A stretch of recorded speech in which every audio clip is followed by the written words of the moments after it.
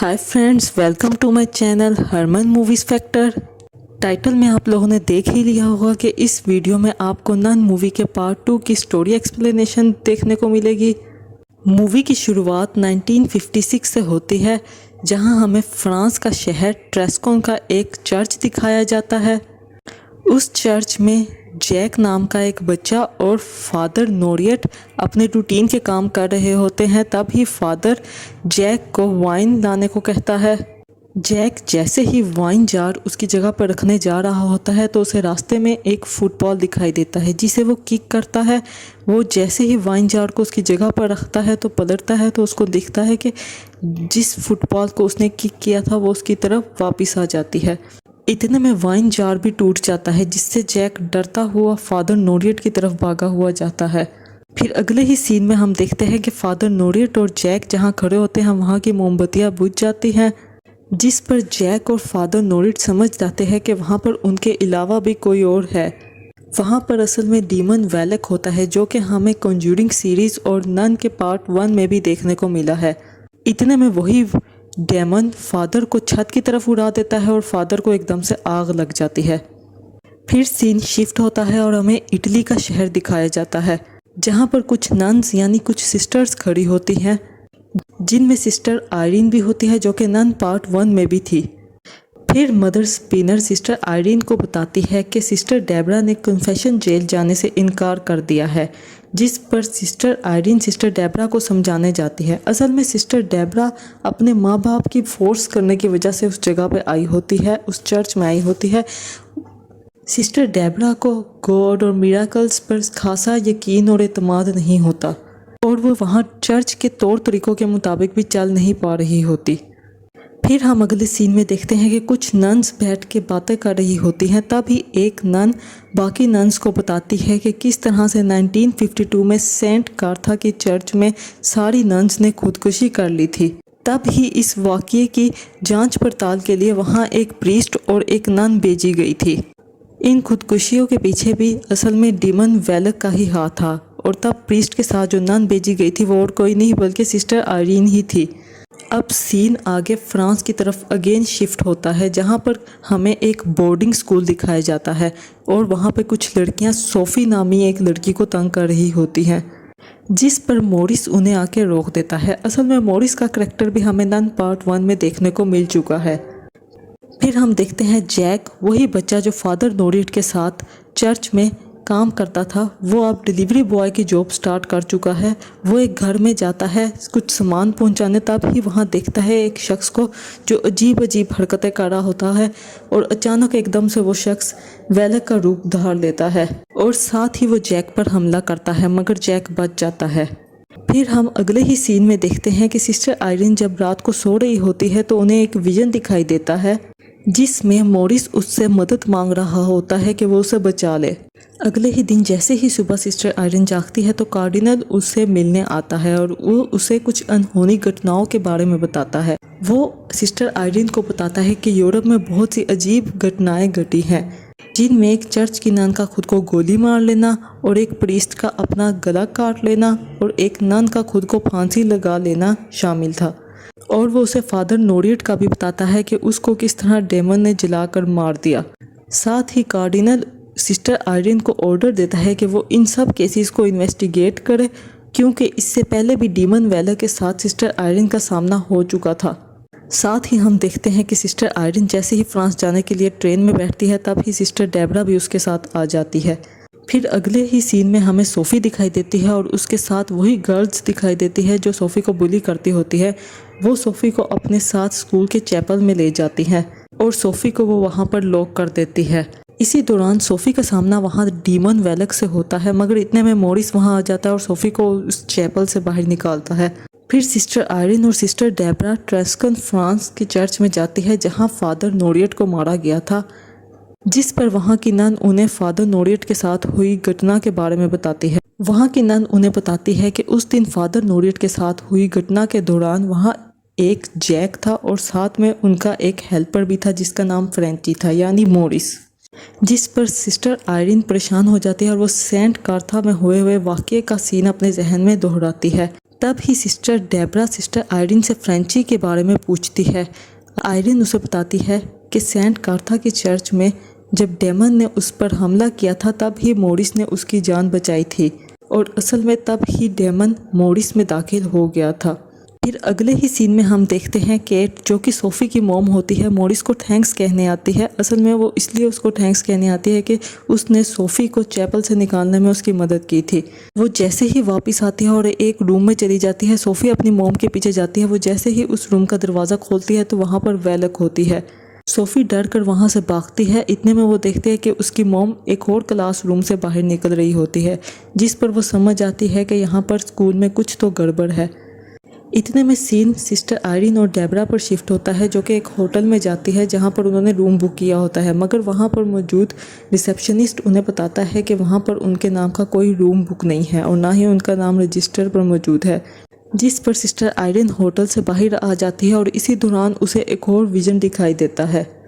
वो जैक का पीछा करते हुए एक जगह पर पहुंचती है जहां बहुत सारी बुक्स और मैगजीन्स होती हैं। वहां तेज़ हवा के बाइस उन मैगजीन्स और बुक्स के पेजेस पलट रहे होते हैं और फिर जब वो एकदम से पेजेस रुकते हैं तो उन सब पेजेस को मिलाकर वैलक की तस्वीर बनती है और वहां ही वो बेहोश हो जाती है। फिर सीन स्कूल की तरफ शिफ्ट होता है। रात के वक्त मैडम को स्कूल की चैपल के बाहर मॉरिस दिखाई देता है। मैडम मॉरिस को अपने रूम में जाने का कहती है। इतने में चैपल का दरवाज़ा हिलता है। मैडम चैपल का दरवाज़ा खोलकर अंदर जाती है। इतने में हम देखते हैं कि मैडम को अपना बेटा दिखाई देता है। उनके बेटे के बारे में हमें मूवी में यही बताया गया होता है कि वो वार के दौरान उसी चैपल में बमबारी के दौरान मर चुका होता है। इतने में वहाँ मौजूद चीज़ें खुद ब खुद हिलने लगती हैं और साथ ही डेमन वैलक, जो उसके बेटे की शक्ल में वहाँ आती है और उसको मार देती है। अगले दिन सिस्टर आयरीन को होश आता है तो वो सिस्टर डेबरा को बताती है कि रात को उसने जो विजन देखा उससे उसे ये बात क्लियरली समझ आ गई है कि उस डेमन को बहुत ही कीमती कोई चीज़ चाहिए जिसके लिए वो मॉरिस का इस्तेमाल कर रहा है। जब वो चीज़ उसे मिल जाएगी तो वो मॉरिस को मार देगा। साथ ही सिस्टर डेबरा सिस्टर आयरीन को बताती है कि जैक उसके पास आया था और वो उसे फादर नोवेट की तस्बीह देकर गया है। उस तस्बीह पर एक निशान होता है जिसके बारे में जानने के लिए सिस्टर डेबरा और सिस्टर आयरीन एक कैथोलिक लाइब्रेरी जाती है और वहाँ का लाइब्रेरियन उन्हें तस्बीह पर मौजूद साइन देखकर बताता है कि जो लोग अब तक मरे हैं वो सेंट लूसी के ख़ानदान से थे। असल में सेंट लूसी को कुछ काफिरों ने जलाकर मारने की कोशिश की थी और साथ ही उनकी आंखें भी निकाल ली थी। उन्हीं आंखों की हिफाजत सेंट लूसी के वंश के लोग करते आ रहे थे। सेंट लूसी के वंश के लोगों ने ही उन आंखों को महफूज जगह में छुपा दिया था। डीमन वैलक को सेंट लूसी की आंखें ही चाहिए होती हैं और यही चीज़ सिस्टर आयरीन को विजन में भी दिखाई दी थी। फिर वो लाइब्रेरियन सिस्टर डेबरा और सिस्टर आयरीन को बताता है कि वो डीमन पहले एक एंजल था जिससे उसकी नाफरमानियों की वजह से गॉड ने उसकी पावर्स छीन ली थी और उसको नर्क भेज दिया था। अब उस डीमन को सेंट लूसी की आंखें चाहिए जिसके थ्रू वो दोबारा अपनी शक्तियाँ हासिल कर सकता है। और साथ में वो उन्हें ये भी बताता है कि सेंट लूसी के वंश के खत के मुताबिक वो आंखें उसी स्कूल में मौजूद है जहाँ पर सोफ़ी पढ़ती है। फिर स्कूल जाते हुए सिस्टर आयरीन सिस्टर डेबरा को अपनी माँ के बारे में बताती है कि उन्हें भी आयरीन की तरह विजन दिखाई देते थे, यानी आयरीन को ये शक्तियाँ अपनी माँ की बदौलत ही मिली थी। फिर हम देखते हैं कि मॉरिस कैट और सोफ़ी के साथ होता है। तब ही मॉरिस की तबीयत ख़राब हो जाती है और उन तीनों को साथ ही वैलक दिखाई देती है। सिस्टर आयरीन मॉरिस को बताती है कि वो डीमन तुम्हारे साथ है अब तक। साथ ही मॉरिस के अंदर वो शैतान नमूदार हो जाता है और मॉरिस चैपल की तरफ चलने लगता है, जिस पर सिस्टर आयरीन और सिस्टर डेबरा उसे सर पर डंडा मारकर बेहोश कर देती है और उसे जंजीरों और रस्सियों से बांध देती है। असल में चैपल वही जगह थी जहां सेंट लूसी के वंश ने उनकी आंखें छुपाई थी। उस चैपल में एक शीशा होता है जिस पर एक बकरे की तस्वीर बनी होती है, जिसे देखकर सोफ़ी उन्हें बताती है कि जब सूरज की रोशनी इस शीशे पर पड़ती है तो उस तस्वीर पर बने बकरे की आंखें लाल हो जाती है, इसीलिए वो बकरे को हम शैतान कहते हैं। ये बात सुनकर सिस्टर डेबरा उस बकरे की तस्वीर वाले शीशे पर टॉर्च रखती है। उस बकरे की आंखों से रेड लाइट सामने ज़मीन पर चमकने लगती है। असल में ये वही जगह होती है जहाँ वो आंखें छुपाई गई होती हैं और इतने में हम देखते हैं कि उस शीशे की तस्वीर में से बकरा गायब हो जाता है। अब डीमन एक बकरे की शक्ल में आ जाता है और स्कूल की एक लड़की पर हमला करने लगता है, जिस पर सिस्टर डेबरा उसे बचा लेती है। इतने में सिस्टर आयरन को सेंट लूसी की आंखें मिल जाती है, पर साथ ही इतने में मॉरिस अपनी रस्सियां खोलकर वहां पहुंच चुका होता है और सिस्टर आयरन को मारने लगता है। तब ही सोफी वो आंखें लेकर भाग जाती है वहां से। इतने में सीन सिस्टर डेबरा पर शिफ्ट होता है, जो स्कूल की गर्ल्स को लेकर छुपी होती है। तभी उनमें से एक लड़की को डीमन स्कूल मैडम की शक्ल में दिखाई देता है, जो उस पर हमला भी करता है और उसे घसीटकर अपने साथ लेकर जाने लगती है। तभी सिस्टर डेबरा उसे बचा लेती है और उसको लेकर वहाँ से भाग जाती है। सेंट लूसी की आंखें सोफी के पास होती है, जिन्हें लेकर वो बेल टावर में पहुंच जाती है। साथ ही मॉरिस भी उसका पीछा करते करते वहां पहुंच जाता है। इतने में सिस्टर आयरन भी वहां पहुंच जाती है।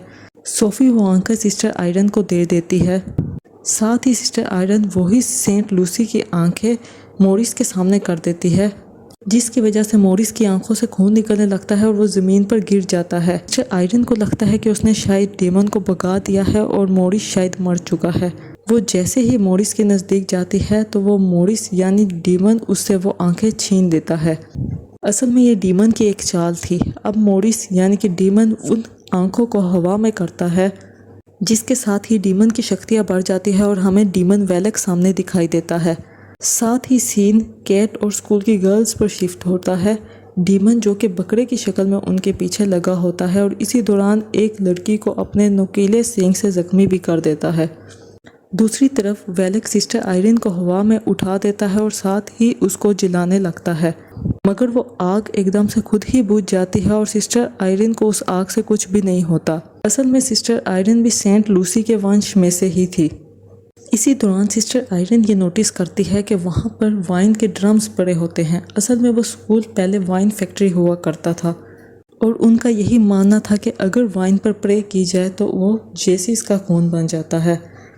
तो साथ ही सिस्टर आयरन और सिस्टर डेबरा दिल से प्रार्थना करने लगती है, जिसकी वजह से उन ड्रम्स में मौजूद वाइन जेसिस के ब्लड में तब्दील हो जाती है और वो जैसे ही डीमन वेलक पर पड़ती है तो डीमन वेलक जल जाती है और साथ ही हमें दिखाया जाता है कि मॉरिस में से भी डीमन निकल जाता है। फिर हमें एड और लोरिन दिखाई देते हैं। उन दोनों को एक कॉल आती है एक्सोर्सिज्म के लिए, यानी डीमन यहाँ पर ख़त्म नहीं हुआ। अब हमें किसी नेक्स्ट पार्ट में बताया जाएगा कि डीमन किस में ट्रांसफ़र हुआ है। आपको क्या लगता है डीमन किस में ट्रांसफ़र हुआ होगा? मेरे मुताबिक तो वो मॉरिस में ही ट्रांसफ़र हुआ होगा या फिर सिस्टर डेबरा में। आपको क्या लगता है डीमन किस में ट्रांसफ़र हुआ होगा? कमेंट्स में मुझे ज़रूर बताइएगा। और आपको ये वीडियो कैसी लगी मुझे कमेंट्स में ज़रूर बताइएगा। वीडियो अच्छी लगी हो तो इसको लाइक कर देगा और शेयर कर देगा और इस तरह की वीडियोस देखने के लिए मेरे चैनल को सब्सक्राइब कर देगा और बेल का बटन भी दबा देगा।